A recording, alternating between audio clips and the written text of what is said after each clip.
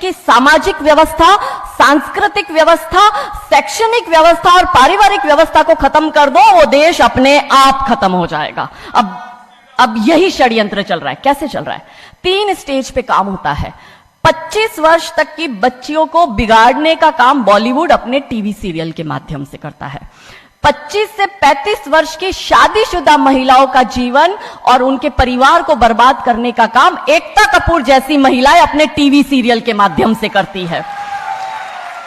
और जो नौकरी करती हुई बहन बेटियां महिलाएं हैं, जो कि वर्किंग विमेन हैं, उनका दिमाग खराब करने का काम ये ओटीटी प्लेटफॉर्म्स अपने वेब सीरीज के माध्यम से करता है। कैसे करता है, मैं संक्षिप्त में एक एक उदाहरण देकर आपके समक्ष रखूंगी। और बहुत जरूरी है कि जब हम तो एक साधारण व्यक्ति है, हम संसारिक जीवन में रहते हैं, लेकिन यहां पर जो उपस्थित हमारे संतगण है, महंतगण है, इनके बहुत बड़ा फॉलोअर्स ग्रुप रहता है, बहुत से लोग आते हैं, बहुत सी महिलाएं आती है। ये बात वहां तक पहुंचे क्योंकि वो यहां पर उपस्थित नहीं है, पर हमें पता है कि वीडियो के माध्यम से हमारे संत श्री, हमारे महंत श्री हमारी ये वाणी जो है उन तक पहुंचाएंगे कि कैसे करते हैं। ये एक फिल्म बनाते हैं, 25 वर्ष की तक की बच्चियों को कैसे बिगाड़ना है।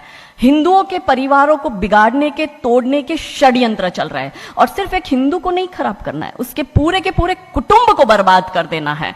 तो एक भारत की महिला 2 परिवार को जोड़ती है, मायका पक्ष और ससुराल पक्ष। और हम कहते हैं कि भारत की परिवार व्यवस्था जो है वो मानवता की सबसे बड़ी देन है। तो इसी व्यवस्था को खत्म कर दो। कैसे कर दो? तो ये एक फिल्म बनाते हैं अतरंगी रे।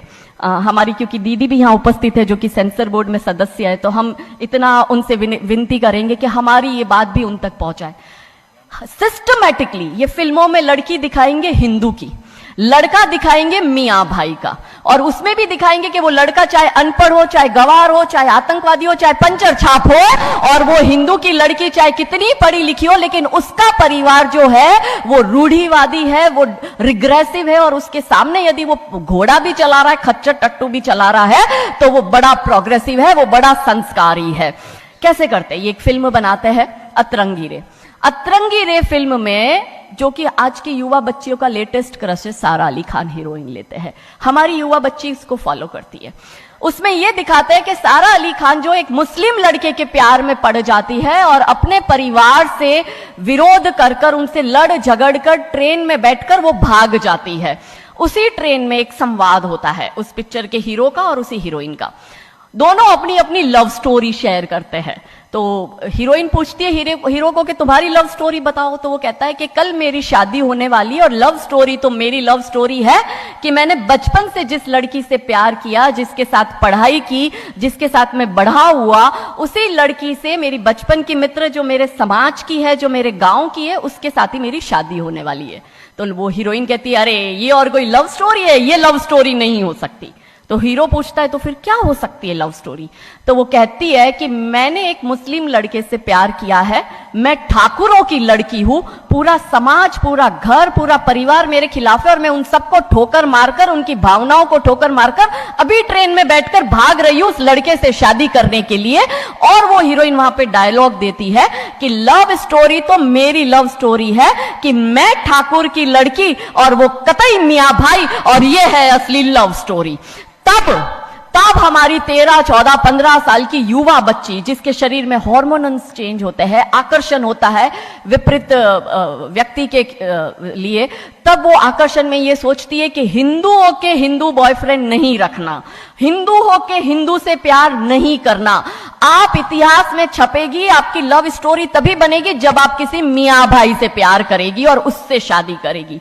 तो कैसे सिस्टमैटिकली ये स्लो पॉइजन बॉलीवुड की फिल्मों के माध्यम से फ्रेजाइल माइंड में डाला जा रहा है। और आज देखो कि क्यों समाज में लव जिहाद के इतने केस बन रहे हैं, और उसका सबसे बड़ा और मुख्य कारण बॉलीवुड है, क्योंकि इन बॉलीवुड वालों ने हमारी बेटियों को हादी रानी और रानी चिन्नमा रानी अब्बा का नहीं दिखाया। इन बॉलीवुड वालों ने हमारी बेटियों को करीना खान दिखाया है ताकि वो अपनी कोख से तैमूर और जहांगीर पैदा करे। ये बॉलीवुड वाले लव स्टोरी पर फिल्म बनानी है तो ये हादी रानी और राजा रावत सिंह चुड़ावत पर क्यों नहीं बनाते? मैं आपको उनकी कथा शॉर्ट में करती हूं कि राजा रावत का शादी जो होता है वो हदी रानी से होता है, मेवाड़ के राजा है, और औरंगजेब की सेना आक्रमण करने आती है। और जब औरंगजेब की सेना आती है तो राजा रावत सिंह का 2 दिन पहले ही विवाह हुआ होता है हादी रानी से। तो राजा जी की इच्छा नहीं होती कि मैं युद्ध लड़ने जाऊं, तो हादी रानी बड़े क्रोधित होते हैं। वो कहते तुम मेरी चिंता छोड़ो, तुम अभी इस मातृभूमि की रक्षा के लिए, इस धर्म की रक्षा के लिए आप युद्ध भूमि में जाओ और आप मेरी चिंता मत करना। यदि आप बलिदान भी हो जाओगे तो मैं प्राउडली अपने आप को आपकी विधवा कहूंगी। तब राजा रावत युद्ध लड़ने जाते हैं। युद्ध भूमि में राजा रावत जी को हादी रानी की बहुत याद आती है, क्योंकि नई नई शादी हुई होती है, तो नई बियाई दुल्हन को छोड़ के आए होते हैं, तो बहुत याद करते हैं। तो वो अपने दूत को कहते हैं अभी सेना आने में समय होता है और युद्ध में भी समय होता है, तो वो कहते हैं अपने दूत को कि जा तू रानी सा के पास जा महल में और उनसे कहे कि राजा जी को आपकी बहुत याद आ रही है, आप अपनी कोई एक निशानी उनके लिए भेजो। दूत भी बड़ा टेंशन में आ गया कि ये युद्ध भूमि में बैठे और इनको हादी रानी की याद आ रही है, ये युद्ध लड़ेंगे कैसे और जीतेंगे कैसे। पर वो दूत डरते डरते पहुंचा रानी सा के पास और रानी सा को कहता है कि राजा रावत जी ने आपकी एक निशानी मंगाई है, उनको आपकी बहुत याद आ रही है। तो रानी सा बहुत क्रोधित हो जाते कि ये मेरा पति कैसा, ये युद्ध लड़ेगा कैसे, औरंगजेब की इतनी बड़ी विशाल सेना है, यदि जहां युद्ध भूमि में बैठकर उसको रणनीति बनानी है वहां वो मेरी निशानी मंगवा रहा है। तब हमारी हादी रानी क्रोधित होती है, हाथ में तलवार लेती है, अपनी गर्दन काटती है, थाल में सजा के दूत को देती है और कहती है जा तेरे राजा को जाके दे देना मेरी निशानी। तब वो दूत युद्ध भूमि में जाता है, राजा जी को हादी रानी की निशानी यानी कि उनका कटा हुआ मुख देता है। राजा जी बड़े दुखी हो जाते हैं, उनको लगता है उनसे बहुत बड़ी गलती हो गई।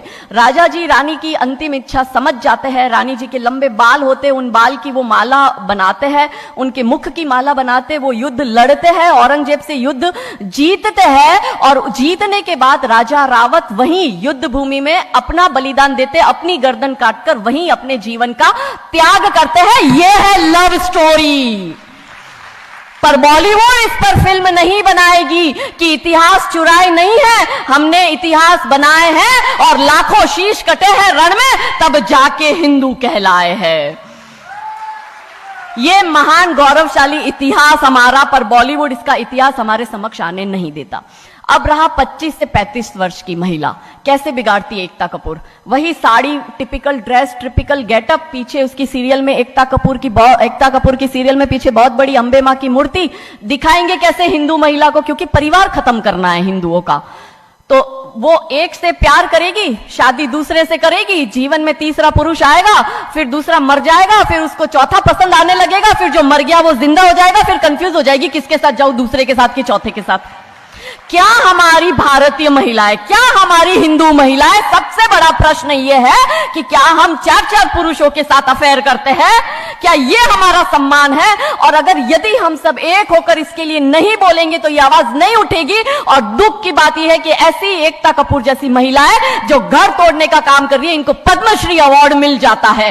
कैसे मिलता है?